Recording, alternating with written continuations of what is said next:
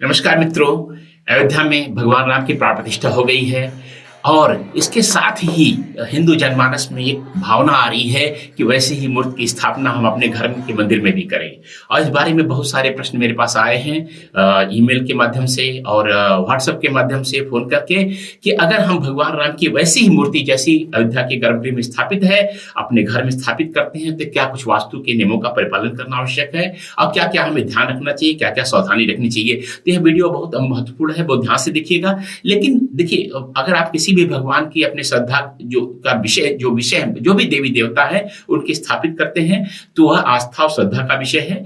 लेकिन उसमें जैसा मैं कई बार अपने वीडियोज में बता चुका हूं और कि वास्तु में जो हमारा पूरा धर्म हिंदू धर्म जो है वह बहुत ही वैज्ञानिक, एक एक मूर्ति किस तरह से उसका निर्माण होता है, उनके हाथों में क्या रहता है, बैठते हैं, उठते हैं, खड़े होते हैं, उनका रंग, हर चीज जो है एक विज्ञान के ऊपर आधारित है। और वास्तु के बहुत सारे ग्रंथों में इनको एक स्वतंत्र विषय की तरह इनको वर्णन किया गया है।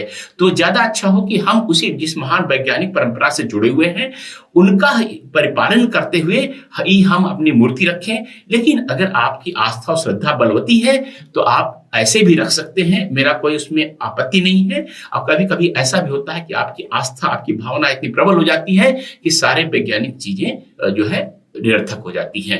तो यह जो वीडियो है केवल उन्हीं लोग के लिए है जो वास्तु के नियमों का पालन करते हुए, महान हिंदू धर्म के वैज्ञानिक सिद्धांतों का पालन करते हुए भगवान राम की मूर्ति अपने घर में रखना चाहते हैं। बाकी जो आस्था श्रद्धा रखना चाहते हैं उनके लिए वीडियो नहीं है। अगर आपने मेरा वीडियो जो भगवान राम के मंदिर पर आधारित अभी हमने जल्दी ही अपने यूट्यूब चैनल पर किया है, अगर नहीं देखा है तो उसको जरूर देख लीजिए, उसका लिंक भी ऊपर आ रहा है। उससे आपको एक वास्तु के बारे में किस तरह से प्रतीकों के माध्यम से मैंने बताया है कि किस तरह से पूरे समाज पर, पूरे राष्ट्र पर उसका प्रभाव पड़ता है और उसको देख करके निश्चित ही आप बहुत आनंदित होंगे। तो अब मूर्ति की बात करते हैं। मूर्ति आप लोगों ने देखी होगी, इतनी सुंदर मूर्ति है भगवान राम की, जीवंत मूर्ति है और इतनी आकर्षक है, मनोभाव को उद्वेलित करने वाली है कि उसकी कोई वर्णन नहीं किया सकता है।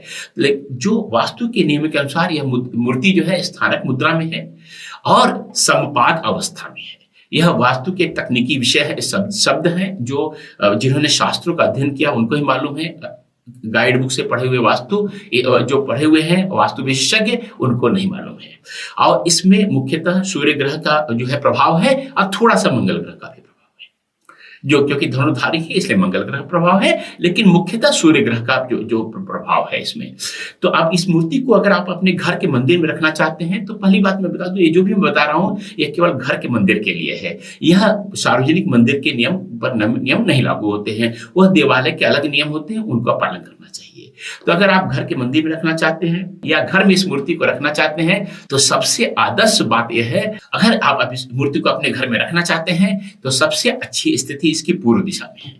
पूर्व दिशा सूर्य की होती है, पूर्व दिशा कैरियर की, पूर्व दिशा जो है प्रसिद्धि की होती है, संबंधों की होती है। अगर आपने इस मूर्ति की प्रकृति अपने यहाँ रखी वहां पर जो है तो यह मूर्ति आपकी प्रतिष्ठा में बहुत वृद्धि करेगी, जो है आपके संबंधों में बहुत अच्छा उछाल आएगा और आप बहुत प्रभावशाली बन करके उभरेंगे। और सबसे बड़ी बात है कि यह उन लोग के लिए बहुत फायदा करेगी जो सरकारी तंत्र से जुड़े हुए हैं। सरकारी तंत्र के अंदर हैं आप या सरकारी तंत्र से संबंध रखना चाहते हैं, जैसे सरकारी ठेके लेते हैं, सरकार से कोई काम आपका पड़ता है या खुद सरकार में अधिकारी है या मंत्री है, कुछ इस तरह है, उनके लिए पूर्व दिशा में यह मूर्ति रखना बहुत ही लाभदायक होगा। पश्चिम दिशा में खड़ी मूर्तियां नहीं रखी जाती हैं, चूंकि मैंने बताया सूर्य की है तो वहां शनि की दिशा में नहीं रखी जाएगी। उत्तर में भी मैं धनुधारी राम की मूर्ति जो है वास्तु नियमों का उल्लंघन करती है। अब दक्षिण दिशा में जो है खासकर अगर श्याम वर्ण की मूर्ति रखते हैं तो उतना अच्छा नहीं है। तो सबसे अच्छी स्थिति जो है, जो मैंने बताया कि जो है मूर्ति के रखने का पूर्व दिशा में है, पूर्व दिशा में रखेंगे निश्चित ही तमाम विषयों में आपको लाभ होगा। अब एक प्रश्न यहाँ पर आता है कि सामान्यतः जो है हमारे मंदिर उत्तर पूर्व या ईशान्य दिशा में रहते हैं, तो ईशान्य दिशा में मूर्ति जो है क्या हम रख सकते हैं? ईशान्य दिशा में रख सकते हैं, लेकिन ज्यादा अच्छा होगा कि आप जो है जो बालक राम जो है जो घुटनों के बल चलते हैं, बकैया चलते हैं, वैसी मूर्ति आप रखेंगे वहां पर तो ज्यादा अच्छा रहेगा। तो और दूसरी बात एक और मैं बताना चाहता हूं कि अगर आप जो है भगवान विष्णु की मूर्ति वहां पर पहले से रखे हुए हैं या राम की कोई और मूर्ति रखे हुए या शालिग्राम रखे हुए हैं अपने मंदिर में, परंपरागत रूप से, तो यह मूर्ति रखने की आवश्यकता नहीं है और ज्यादा अच्छा न रखें, क्योंकि जो यह भगवान राम की मूर्ति है यह विष्णु के ही रूप की प्रतिनिधित्व करती है, शालिग्राम की प्रतिनिधित्व करती है, इसलिए उतना रखना उचित नहीं है। एक ही देवता की, एक ही शक्ति की, एक ही ऊर्जा की दो मूर्तियां रखना अच्छा नहीं होता है। और एक और बात कि विष्णु या शालिग्राम और यह राम तीनों जो है हमारे शरीर के मणिपुर चक्र को प्रभावित करते हैं, उन्हीं का प्रतिनिधित्व करते हैं। तो मणिपुर चक्र जो है उसकी दो दो मूर्तियां रखना उचित नहीं है। यह तंत्र और योग से मैं बोल रहा हूं, तो यह ज्यादा अच्छा होगा। तो यह पूरा नियम मैंने बताया। दूसरी बात सबसे महत्वपूर्ण है कि मूर्ति आप उस पत्थर की तो रखने नहीं जाएंगे।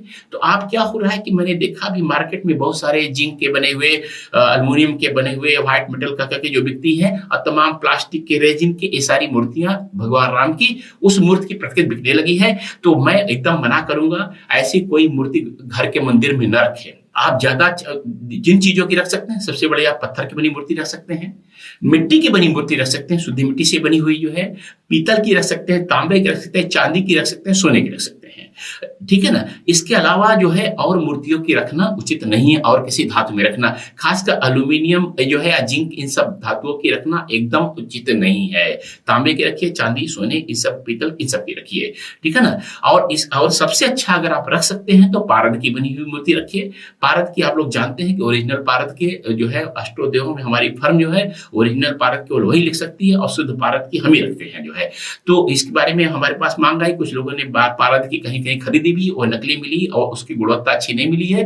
तो कुछ लोगों ने आग्रह किया है कि हमसे कि आप ऐसी मूर्ति पारद की बनाइए। हमारे जो कारीगर हैं, हमारे क्राफ्ट्समैन हैं, इस बार में जुट गए हैं और जल्दी हम आपको जो है इस मूर्ति उपस्थित करेंगे और उसका डिस्क्रिप्शन में जो उपस्थित डिस्क्रिप्शन में आपको उसका लिंक मिल जाएगा। पारद की हम क्यों कहते हैं? क्योंकि शास्त्र में कहा गया, सूते गुणानाम शतकोटि वज्रे चाब्रे सहस्त्रम कनके शतकैम तारे गुणासी तदर कांते तिश्रे चतुष्षष्टि रवौ तदर्धम। इसका शब्द अर्थ है कि कोई भी मूर्ति अगर तांबे की बनी हुई है उसमें 32 गुण होते हैं, अगर कांत लोहे यानी कच्चे लोहे में बनी हुई है 64 गुण होते हैं, अगर तीसरे लोहे में बनी होती है तो उसका और बढ़ जाता है। चांदी में 80 गुण होते हैं, सोने में 100 गुण होते हैं, हीरे में 1000 होते हैं और पारद में 100 करोड़ गुण होते हैं। तो पारद की मूर्ति रखना बहुत ही अच्छा होता है, बहुत प्रभावी होता है। तो अगर पारद की आप रखते हैं ज्यादा अच्छा होता है। अभी हम लोग पारद की रामलला की जो छोटी वाली मूर्ति है वो हम लोग कर रहे हैं और उसका बहुत ही लाभ नॉर्थ ईस्ट में रखने से लोगों को मिला है। कई लोग को जिनको संतान नहीं हो रही थी, उन्होंने जो है ईशान्य दिशा में नॉर्थ ईस्ट में रखा जो है गुरु के स्थान पे, तो वहां पर जो है बहुत अच्छा उनको फल मिला। तो यह पूरी अब जो है आप लोगों ने को मेरे ध्यान से सुना, और अगर आपको वीडियो पसंद आया है तो उसको शेयर जरूर कीजिए, क्योंकि जिससे कोई अगर भगवान राम की इस स्वरूप की मूर्ति की स्थापना कर रहे हैं तो जो है नियमों का पालन करके करें और उनको भगवान राम की कृपा प्राप्त हो। जय श्री राम, जय सिया राम। नमस्कार, मैं हूं आचार्य कल्कि कृष्ण, AstroDeum.com से।